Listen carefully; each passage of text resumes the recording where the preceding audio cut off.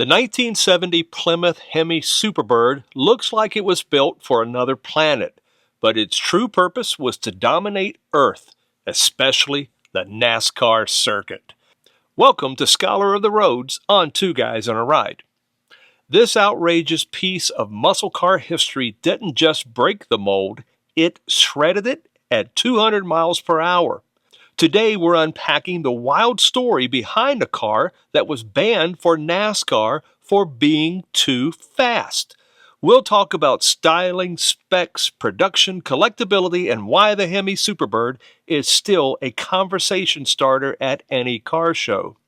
In 1970, the base price for a Plymouth Superbird was about $4,300.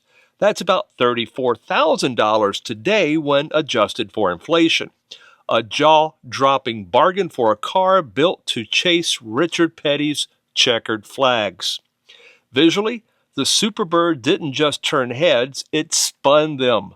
The needle-nose front cone was designed for aerodynamics, not beauty, and the towering rear wing was so high it cleared the trunk lid to avoid airflow disruption.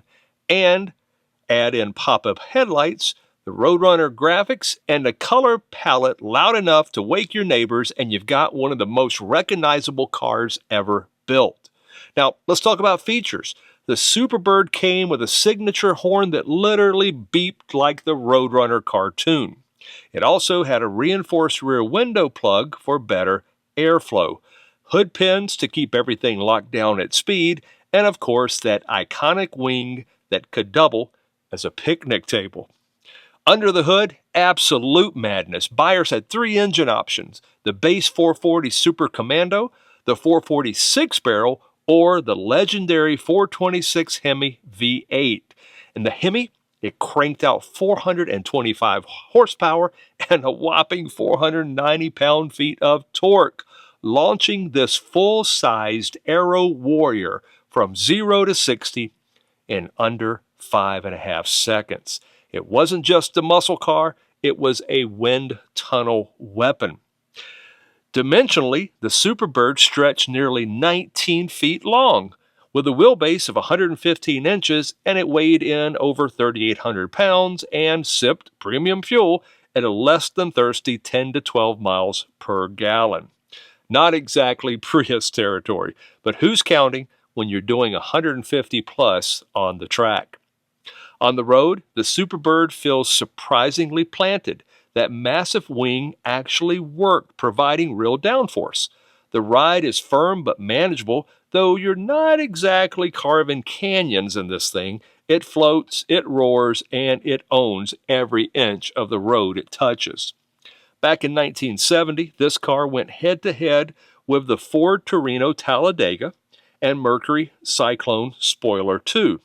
But the Superbird's aerodynamic edge gave it the upper hand, especially on high-speed ovals. It was so dominant, NASCAR quickly imposed new rules that effectively grounded the entire winged warrior class. Plymouth built 1,935 Superbirds, and only 135 of them came with the 426 HEMI.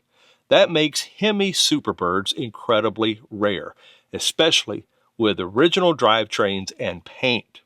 So, did it flop, fly, or change the game? At launch, many dealers couldn't sell them. The look was too outrageous for the average buyer. But in motorsport, it rewrote the rulebook, and in the collector world, it's a heavyweight champion. Today, the HEMI Superbird is a six-figure car at auction.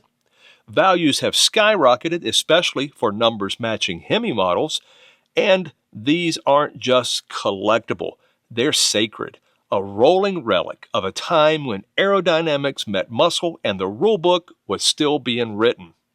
If you were a diehard Mopar fan, a racing junkie, or just someone who wanted to own a cartoon character with 425 horsepower, the Superbird was for you.